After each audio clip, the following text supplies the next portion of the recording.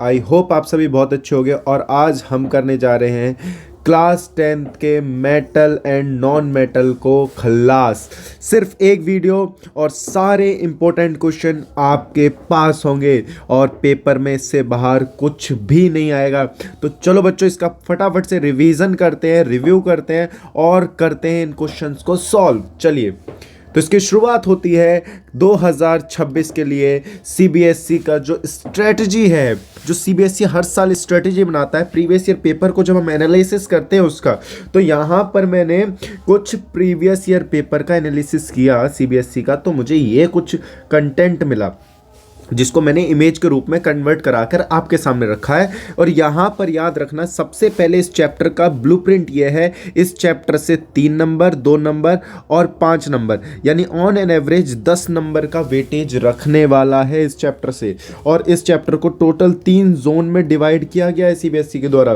पहला जोन जिसमें वो सबसे ज़्यादा क्वेश्चन पूछता है, रिएक्टिविटी सीरीज, जिससे जुड़ा है चैप्टर नंबर 1 की डिस्प्लेसमेंट रिएक्शन, अगर आपको याद हो। दूसरा एक्सट्रैक्शन ऑफ मेटल, जिसमें रोस्टिंग, कैल्सिनेशन और थर्माइट जैसी रिएक्शन के बारे में पूछ लिया जाता है। और तीसरा इलेक्ट्रोलाइटिक रिफाइनिंग। बेटा इस टॉपिक को, इन 3 टॉपिक को भूल करके भी स्किप नहीं करना है। एग्जाम में यहाँ से क्वेश्चन गारंटेड मिलेगा।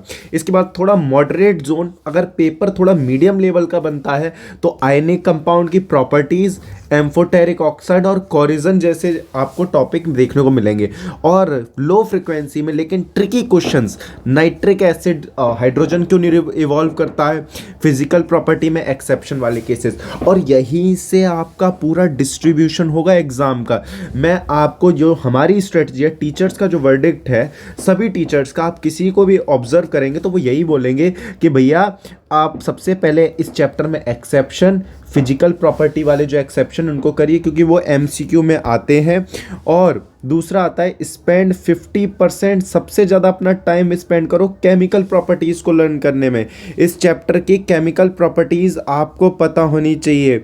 समझ में आ गई बात? अगर आप इस चैप्टर की केमिकल प्रॉपर्टीज़ को पढ़ेंगे तो आप निश्चित रूप से आगे जाएंगे। और रोस्टिंग और कैल्सिनेशन को बार बार रिवाइज करते रहिए। अब चलिए इसको आगे बढ़ते हैं और रिवीजन से शुरुआत करते हैं class 10th metal and non metal की। फटाफट से रिवाइज करते हैं। यहाँ पर मैंने एक माइंड मैप के तरीके से इसका फटाफट से आप स्क्रीनशॉट ले लीजिए। इसमें मेटल और नॉन मेटल के बीच की, कि मेटल में लस्टर शाइनी होता है, नॉन मेटल में डल होता है, मेटल हार्ड होता है, नॉन मेटल सॉफ्ट होता है, मेलिएबिलिटी मेटल की हाई होती है, वहीं पर लो मेलिएबिलिटी होती है बेटा नॉन मेटल्स की। कंडक्टिविटी गुड होती है मेटल्स में, जबकि नॉन मेटल्स में बहुत पुअर होती है। Displacement reaction. इसके बाद कालीनाथ का मैनेजर आलू जरा फीके पकाता है, क्योंकि Hg, Ag, Au इस तरीके से लीस्ट रिएक्टिव, सबसे कॉमन, सबसे ज़्यादा लीस्ट रिएक्टिव होता है गोल्ड, सबसे हाईली रिएक्टिव होता है सोडियम, पोटेशियम, सॉरी, ठीक है। उसके बाद अकरेंस मिनरल्स की फॉर्म में, ओर्स की फॉर्म में और गंज की फॉर्म में हमें क्या मिलते हैं, मटेरियल्स, मेटल्स, एलिमेंट्स मिलते हैं। उसके बाद हाई रिएक्टिविटी, मीडियम रिएक्टिविटी, लो रिएक्टिविटी वालों को इस तरीके से हम क्या करते हैं, एक्सट्रैक्ट करते हैं। केमिकल प्रॉपर्टीज़ की बात करें तो ऑक्सीजन के साथ रिएक्ट करके मेटल ऑक्साइड बनाते हैं। समझ में आ गई बात? इसके बाद अगर हम बात करें, आगे बढ़ें तो रिएक्शन विद एसिड की अगर हम बात करें, तो रिएक्शन विद एसिड की अगर हम बात करें, तो अगर हम केमिकल रिएक्शंस की बात करें जिसमें रिएक्शन विद एसिड शामिल है, तो जितने मेटल अगर एसिड के साथ रिएक्ट करते हैं तो वो सॉल्ट प्लस हाइड्रोजन गैस बनाते हैं। याद रखना, ये वही फ्लेमेबल गैस है जिसके बारे में हमने चैप्टर नंबर 2 में भी पढ़ा हुआ है। इसका नॉन मेटल और मेटल की प्रॉपर्टीज। तो इसको पीछे करके आप इसका एक स्क्रीनशॉट ले लीजिए और उसको ब्रेन में छाप लीजिए। चलिए आगे बढ़ते हैं। और इसमें एक रिवीजन गाइड देखो, अभी हमने बात की थी जब हमने सीबीएसई का जो कंसेप्ट है, जो चीट कोड है इस चैप्टर के लिए, उसमें हमने पढ़ा था कि एक्सेप्शन और फिजिकल प्रॉपर्टीज़ पर आपको फोकस करना है। तो अगर हम एक्सेप्शन और फिजिकल प्रॉपर्टी की बात करें तो यहाँ पर फिजिकल प्रॉपर्टी मेटल की लिखी हुई है कि मेटल ज़्यादातर सॉलिड होते हैं, वो लस्ट्रस होते हैं, हार्ड होते हैं, मेलिएबल होते हैं, मेलिएबल का मतलब शीट्स में कन्वर्ट किए जाते हैं, डक्टाइल होते हैं, good conductor of heat and electricity होते हैं, हाई डेंसिटी होती है, सोनरस होते हैं मतलब रिंगिंग साउंड क्रिएट करते हैं, और जनरली उनका मेल्टिंग और बॉइलिंग पॉइंट बहुत हाई है। अब यहाँ पर एक्सेप्शंस क्या हैं ये देखो, यहाँ पर हमने एक्सेप्शंस भी अलग रखे हैं। तो जो मेटल्स होते हैं उसमें से कौन सा मेटल लिक्विड, ज़्यादातर सॉलिड है, लेकिन एक मेटल मरकरी है, मरकरी सर, जो कि लिक्विड होता है। कुछ में ज़्यादातर मेटल हार्ड होते हैं लेकिन कुछ मेटल सॉफ्ट है, जैसे सोडियम इतना सॉफ्ट कि उसे नाइफ से काटा जा सकता है, और पोटेशियम इनको नाइफ से काटा जा सकता है। जनरली मेटल्स का मेल्टिंग और बॉइलिंग पॉइंट सर बहुत ज़्यादा होता है, लेकिन कुछ मेटल्स ऐसे हैं जिनका मेल्टिंग और बॉइलिंग पॉइंट कम है, जैसे गैलियम, सीजियम। ये हथेली पर रखते ही क्या हो जाते हैं, एक तरीके से पिघल जाते हैं। सबसे ज़्यादा मेलिएबल कौन है, हाईली मेलिएबल कौन है, गोल्ड, सिल्वर और एल्यूमिनियम। ये इतने ज़्यादा मेलिएबल होते हैं कि इनकी थिन टू थिन शीट बनाई जा सकती है। जैसे कि आप देखते हो, अगर हम नॉन मेटल की बात करें, नॉन मेटल जस्ट इनका अपोजिट होते हैं। वो सॉलिड भी हो सकते हैं, लिक्विड भी, गैस भी हो सकते हैं, नॉन लस्टरस होते हैं, सॉफ्ट होते हैं, जनरली नॉन मेलिएबल होते हैं, नॉन डक्टाइल होते हैं, पुअर कंडक्टर होते हैं, लो डेंसिटी, नॉन सोनरस, और जनरली इनका मेल्टिंग और बॉइलिंग पॉइंट बच्चों बहुत कम होता है। लेकिन सर एक्सेप्शन तो इसमें भी है, जैसे iodine generally non metal, non lustrous है, लेकिन याद रखना आयोडीन जो होता है वो लस्ट्रस होता है, और बहुत इंपॉर्टेंट है, एग्जाम में आया हुआ क्वेश्चन है। जनरली नॉन मेटल सॉफ्ट होते हैं, लेकिन डायमंड जो कि कार्बन का एक एलोट्रॉप है, ये क्या है, हार्डेस्ट नेचुरल सब्सटेंस है। Generally non metal bad conductor होते हैं हीट एंड इलेक्ट्रिसिटी के, बट ग्रेफाइट इज अनदर, ये कुछ तो अलग है ग्रेफाइट, ये ना गुड कंडक्टर है।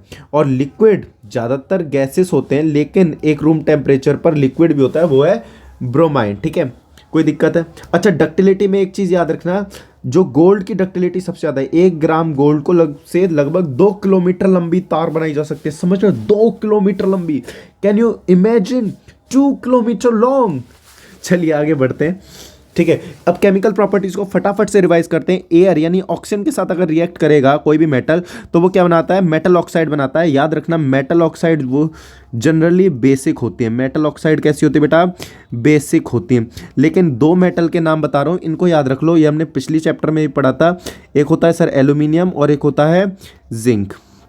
ये भैया इनके एम्फोटेरिक, ये जो दोगलापन है ना इनके अंदर, एसिड से भी चिपक मतलब रिएक्ट कर जाएंगे, बेस से भी रिएक्ट कर जाएंगे।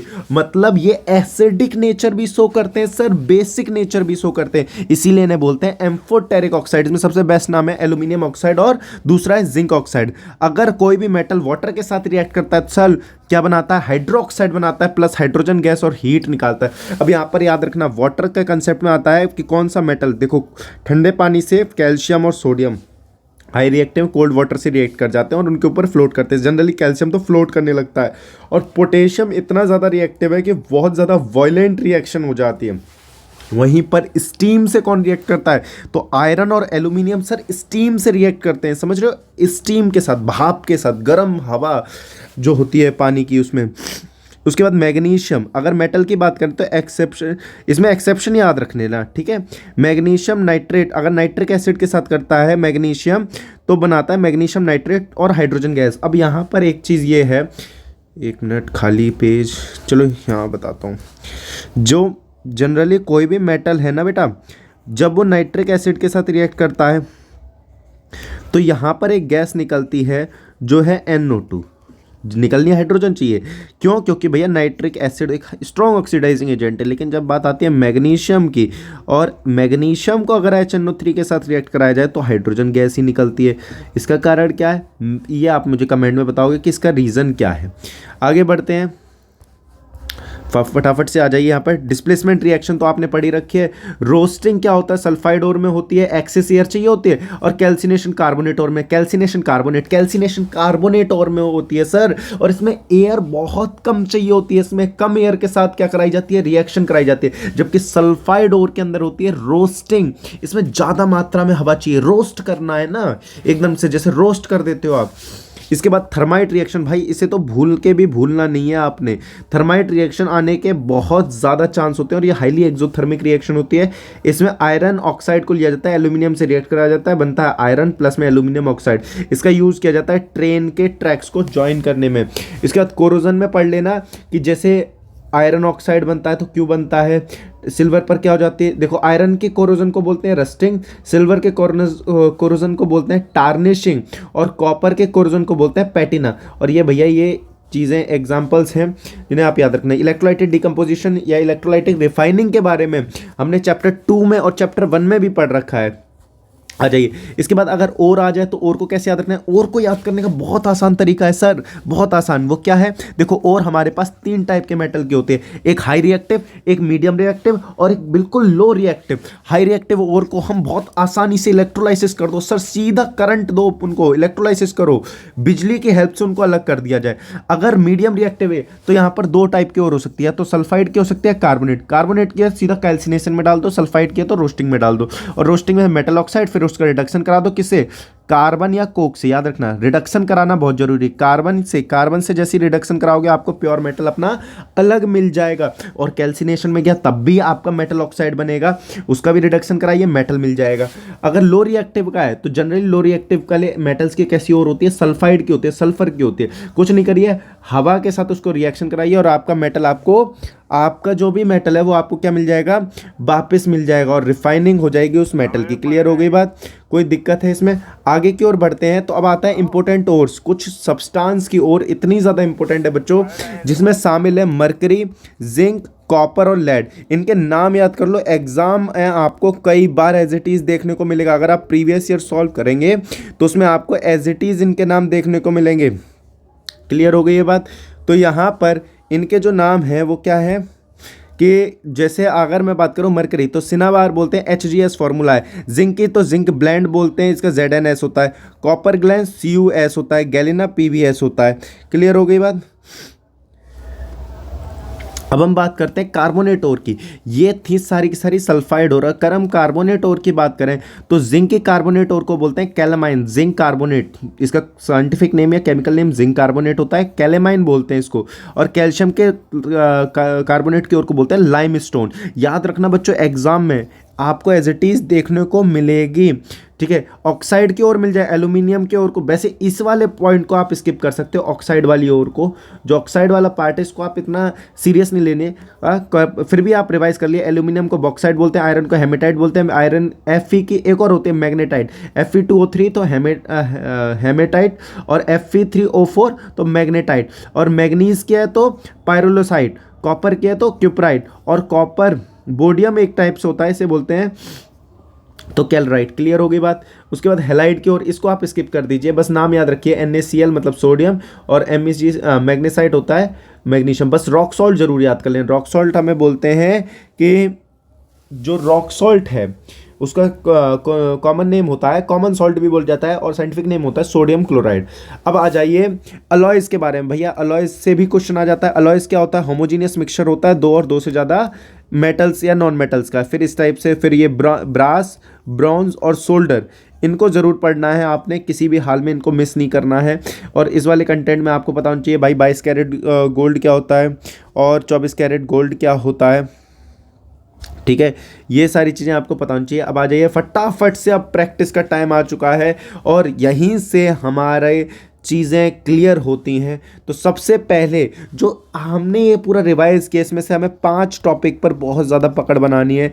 केमिकल प्रॉपर्टीज़ पर, आयनिक कंपाउंड की प्रॉपर्टीज़ कर, मेटल मतलब उनको मेटल ओर को निकालने, ओर से मेटल को निकालना, एम्फोटेरिक ऑक्साइड क्या होते हैं, और सर जी रीजनिंग वाले क्वेश्चन के आयनिक कंपाउंड के हाई मेल्टिंग बॉइलिंग पॉइंट क्या होते हैं, ये सारी चीज़ें। अब आ जाइए फटाफट से क्वेश्चन की शुरुआत कर देते हैं बिना किसी देरी के। तो ये रहा आपके सामने पहला क्वेश्चन। चल जा।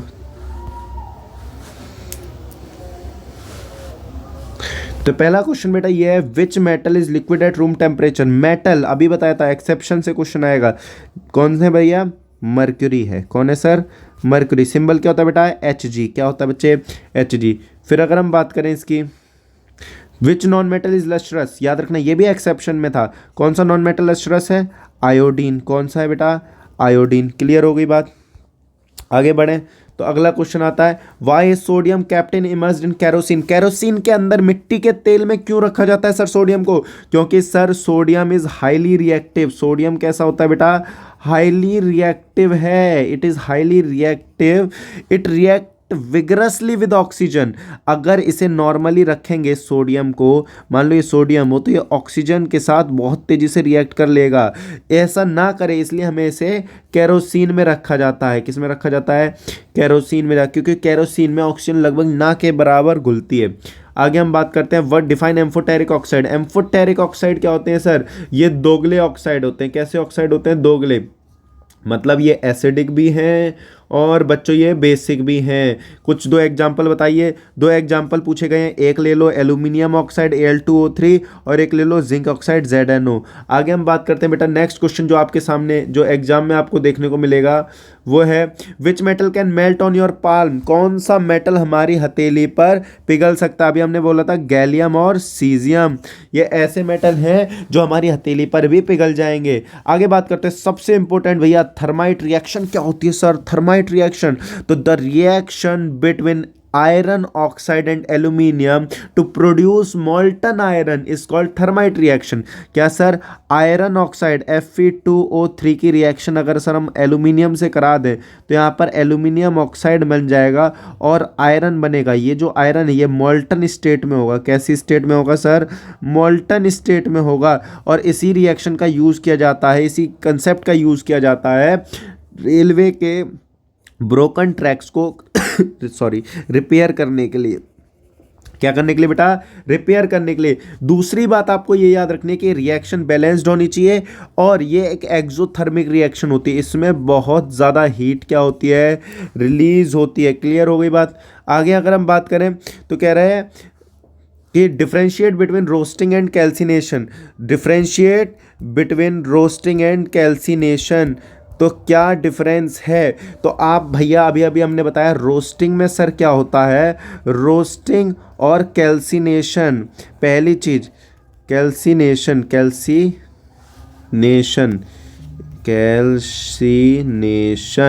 कैल्सिनेशन सर होता है कार्बोनेट ओर में। किस में होता है बेटा? कार्बोनेट की ओर में। जबकि रोस्टिंग होती है सल्फाइड की ओर में। किस में होती है बेटा? सल्फाइड। इसमें मैक्सिमम एयर दिया जाता है, मतलब ऑक्सीजन की प्रेजेंस में होती है। यहाँ पर एयर को लिमिट कर दिया जाता है, क्लियर हो गई बात? कोई दिक्कत है? बस ये मेन अंतर इतना ही आपको बताना है। अगला क्वेश्चन, तो the next question is platinum, gold and silver are use to make jewellery. Jewellery बनाने के लिए क्यों यूज करते हैं? क्योंकि भैया ये बहुत ज़्यादा मेलिएबल होते हैं और डक्टाइल होते हैं। मेलिएबल एंड डक्टाइल है, ये बहुत ज़्यादा मेलिएबल और डक्टाइल होने के कारण। और दूसरी एक और प्रॉपर्टी है कि ये कोरोड जल्दी से नहीं होते, इनकी कोरोजन यानी ऑक्सीजन से रिएक्शन करने की क्षमता काफ़ी कम होती है।